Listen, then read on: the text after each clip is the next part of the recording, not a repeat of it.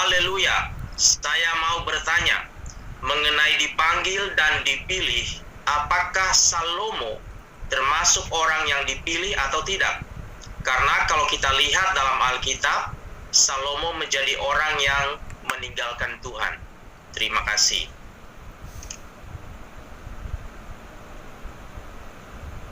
Ya, silakan Pak Jo. Ya, shalom. Selamat malam, Pak.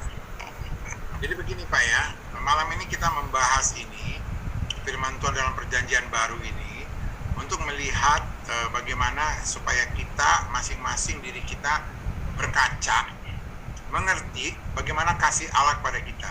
Selama ini kita selalu berkata, Allah mengasihi kita, Allah mengasihi kita. Tapi seperti apa? Nah, kita bersyukur Roh Kudus malam ini menjelaskan seperti apa kasih Allah itu. Sampai sejauh mana kasih Allah itu. Sampai sebertanggung jawab apa kasih Allah pada saya itu. Ternyata saya itu dipanggil duluan. Dan saya diselamatkan. Bukan hanya itu diberikan iman. Bukan itu dipelihara. Sudah tercatat dan seterusnya. Kalau rangkaian itu kita lihat, itulah yang harus kita renungkan malam ini bagi diri kita masing-masing. Nah, kalau bertanya mengenai orang lain dalam hal ini dalam Alkitab Salomo, apakah Salomo orang dipanggil dipilih? Ingat, orang-orang yang dipanggil dipilih itu akan hidup kekal bersama Kristus. Nah, saya ingin tanya juga, apakah akhir hidup Salomo itu menjadi jauh dari Tuhan? Atau dia kembali kepada Tuhan?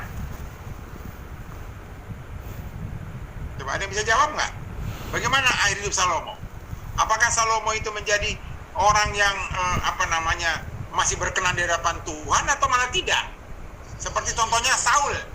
Saul kan jelas keturunan Benyamin diurapi dia oleh Samuel. Tapi akhir hidupnya kan dia malah jauh dari Tuhan. Nah, Salomo gimana?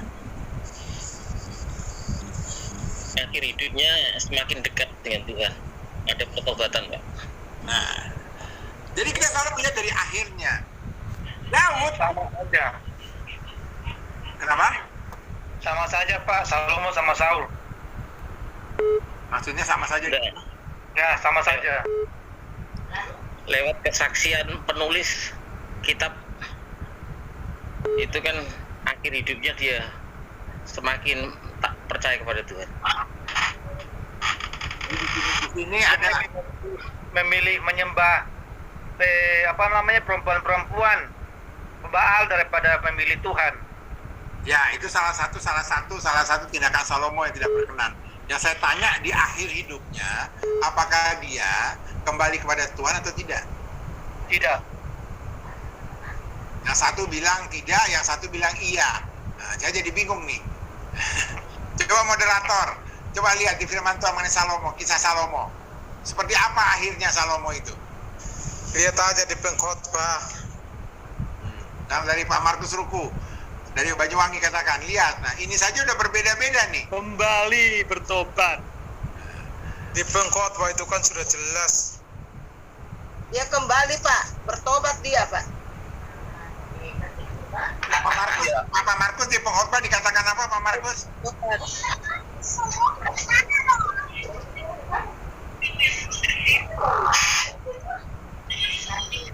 Dia Silakan, Pak Markus. semua itu sia-sia. Ternyata semua apa yang dia usahakan untuk dapatkan itu semuanya sia-sia.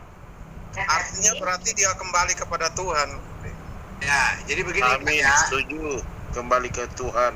Jadi Bapak dari Gespa Immanuel ini, jadi akhir daripada kisahnya Salomo yang ditulis oleh beberapa penulis dalam berbagai macam kitab di Perjanjian Lama, itu menunjukkan Salomo akhirnya kembali bertobat. Ya, kembali. Ya, betul. Nah, kalau dia tidak bertobat, Pak, tidak mungkin tulisan Salomo itu diizinkan masuk di dalam Alkitab. Setuju. Masa orang yang penyembah berhala segala macam yang melawan Tuhan, tulisannya masih boleh ditulis di dalam Alkitab? Tidak. Jadi memang di akhir dia itu bertobat, Pak ya. Sama kayak Daud juga melakukan berbagai macam kejahatan, tapi dia akhirnya di akhirnya. Dan memang yang dipentingkan oleh Tuhan itu akhirnya. Dari semua itu Tuhan bukan melihat awalnya, bisa tahu orang ini dipanggil atau dipilih gitu loh. Di akhirnya saya baru tahu, di awalnya saya nggak bisa tahu. Nanti di akhirnya kan ini proses ya. Jadi di akhirnya dia bagaimana? Makanya Rasul Paulus menulis. Yang penting tuh akhirnya. Saya bertahan sampai akhir, itu yang paling penting. Mana-mana itu sampai akhirnya bagaimana? Yesus pun sampai akhir dia. Karena mati disalib, kalau hanya dia mau mujizat segala macam, tapi tidak mau disalib, ya gagal. Harus akhirnya bagaimana? Jadi kalau yang tadi pertanyaan tadi Bapak Salomo itu seperti apa? Lihat dari akhirnya. Ya kalau lihat kejahatannya justru banyak, kejahatannya Salomo juga banyak, Daud juga banyak. Saul itu yang membuat dia dijauhi Tuhan cuma satu loh kesalahannya. Saul itu tidak lagi didampingi Tuhan, cuma satu loh kesalahannya. Masih ingat kan salahnya apa? Pada saat dia diperintahkan membunuh semua Amalek, termasuk ternak-ternaknya, ternyata dia tidak bunuh itu Raja Amaleknya, tidak dibunuh. Semuanya yang lain dibunuh, kecuali Raja Amaleknya dia tawan. Domba-domba, sapi semua dibunuh, kecuali yang gemuk-gemuk. Dan itu pun bukan untuk dia, tapi untuk Tuhan. Dan Tuhan marah. Bukan persembahan, korban yang aku pentingkan, tapi ketaatan. Sejak itulah, kata Samuel kepada Saul, Tuhan pergi daripadamu. Dan sejak itulah Samuel diperintahkan untuk mencari penggantinya Saul. Jadi yang penting memang akhirnya Pak ya.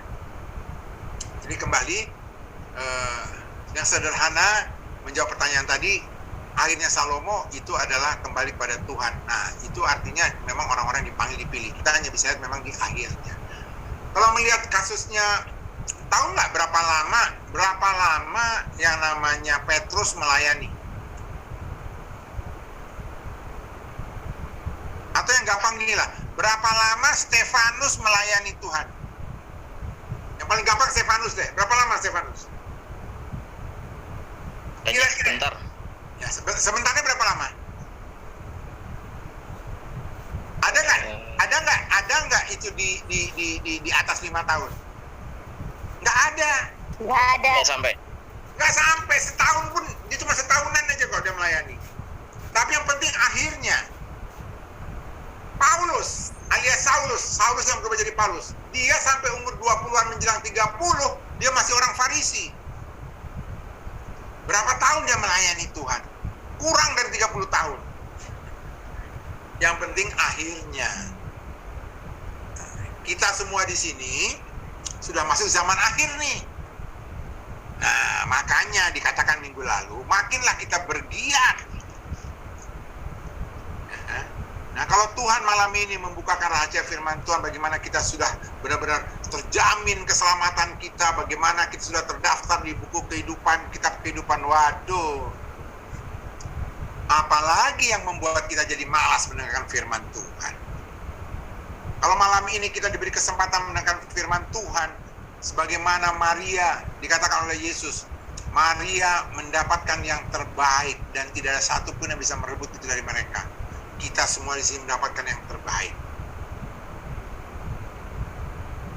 Jadi kembali menjawab, ya, berdasarkan kisah dari Salomo termasuk orang yang dipanggil dipilih karena di akhir hidupnya dia kembali pada Tuhan. Haleluya, puji Tuhan. Kita akan lanjut ke pertanyaan berikutnya di